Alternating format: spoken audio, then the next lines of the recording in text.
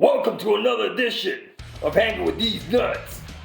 Today's episode we got my main man, Mr. Jack Savage. Jack, how you doing? How you doing? How you doing, man?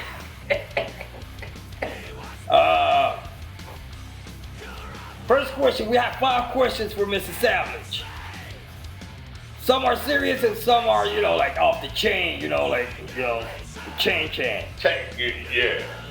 So, first question, who's your biggest influence musically? My biggest music influences are Black Sabbath, Slayer, Pantera, Motown, everything from Motown and Frankie Valli and Bad Company, all the way up to Napalm Death and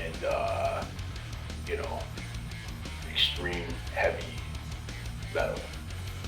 Yeah, great. Right on. Second question, how did these musical influences inspire you on the upcoming Dead Earth album? Well, listen, I had a conversation with Buck Nasty's. Fuck that's my nigga. Motherfucker. That fuck you, motherfucker. The influences actually the way I structure a song is based off of like the classic style of writing, like these influences I named, even with like the Rolling Stones and Pink Floyd and the Beatles and stuff like that. I mean,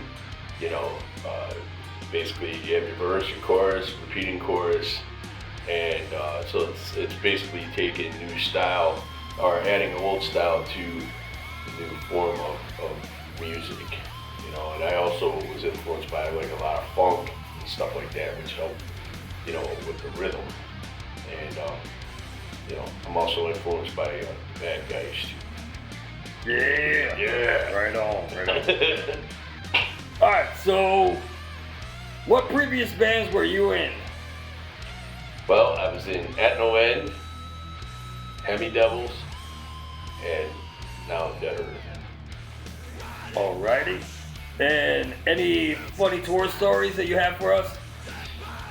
Yeah, there was this one story where we were traveling to Minneapolis, Minnesota, and there was two cars following each other, and I was in the car with the guitar player, and the bass player and the drummer were in the car in front of us, and all the way from Ohio to Wisconsin or to Minnesota was their car looked like Cheech and Chong, man. There was just smoke billowing out of the windows the whole way there. Hotboxing. So yeah, exactly. Exactly. Hotboxing or clam bake. Yeah. So they were clam baking the whole way there. So when we hit Wisconsin, we stopped off at this restaurant, and it was it was like around 5 o'clock, 5:30 on a Friday, and so we went in to this restaurant, and we all have long hair and wearing Slayer t-shirts and fucking pentagrams and all that shit on our hoodies, and we walk in and everybody's wearing like ties and all dressed up, and the bass player looks at the drummer and they were baked, man. Well, the bass player was really baked, and he looks at the drummer and he goes, "Hey man, why is everybody so uptight, man?" He's like, "Dude, we're in the middle of the fucking Bible Belt, man. Just be cool." So we sat down and everybody, all eyes were on us. And so the guy, the bass player, who said, who asked the question about why everybody was so uptight, ordered like an open-faced roast beef. I mean, it was just big fucking plate of roast beef and gravy. Okay, and he's over there like shoveling this shit down his gullet, and the gravy's just running down his fucking beard. Glistening. Yeah, and So the drummer looks at him, and everybody in the fucking restaurant is watching us, you know. And so the drummer looks over at him. He's like, "God damn it, man!" He goes, "This is like fucking eating next to a homeless guy." So we had to hurry up and kind of get the fuck out of there, man, because it was getting quite uncomfortable. And so we get to Minneapolis, and we were staying at this hotel where they were having a Crypticon. It was a horror convention, and so it was actually pretty cool, man, because there was like a ton of cool actors and stuff that we were hanging out with that night. And so the next day, our bass player wakes up and smokes some more.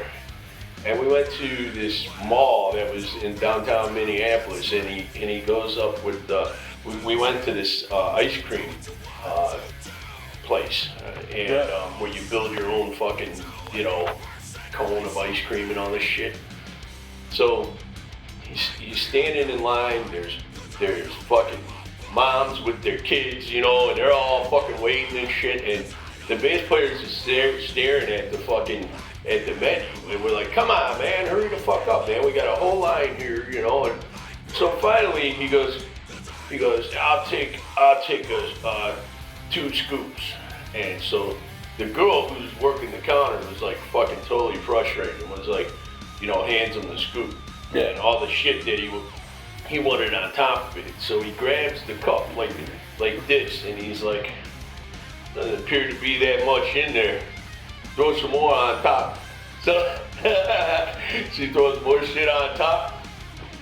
We go sit down. He takes maybe 2 bites out of it and throws it in the fucking trash. And yeah, it was just, that was the kind of weekend we had, man. It was quite an enjoyable weekend. It was pretty fucking funny. Awesome. Good time. Good times. Alright, next question. What musical gear did you use when recording the new Dead Earth album? I recorded at Curran Studio, so he's got one of them real expensive mics. I'm not sure the kind of microphone we used to record the vocals, but one thing I'll say about Curran Murphy is Curran's very, very good at recording my style of vocals. There's only one other person in town that's very good at recording my vocals, but Curran has always been on point with how to record aggressive vocals. There's not too many people that are very good at that, and because you know you have to compress the hell out of, you have to use a lot of compression and stuff like that on vocal style like mine. But I do have a funny story about the microphone that Curran uses, and it's a very, very expensive microphone.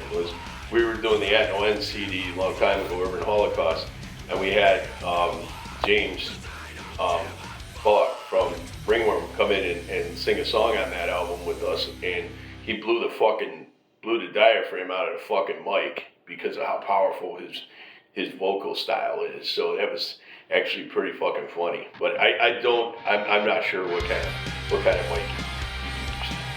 Alright. And shout out to Curran Murphy. Bad motherfucker. Bad motherfucker. Next question. And last question. Since we are in the month of October, what is your favorite horror movie and why? There's 2 that are tied. One is Exorcist. 2 is Dawn of the Dead, the original. And the reason being, I love a lot of the 70s horror movies because they have, the makeup effects were awesome, and you had to like recreate that shit for real. The makeup artists like Tom Savini and stuff are still amazing, and you didn't have all that CGI bullshit. CGI to me kills a fucking horror movie, and it's not even worth my time watching. That's why I still, turn on the old 70s and 80s horror movies. I mean, if you look at American Werewolf in London. The makeup in that movie is fucking amazing. And then of course, The Exorcist. And I heard that they're gonna try to remake The Exorcist, which I hope not, because you know you cannot, you just can't remake that movie. It's perfect, you know, as it is. So that's all I got. Awesome, awesome. Well, thank you, Jack, for having us. I mean, for the interview. And as always, on behalf of Jack Savage and Hang with These Nuts,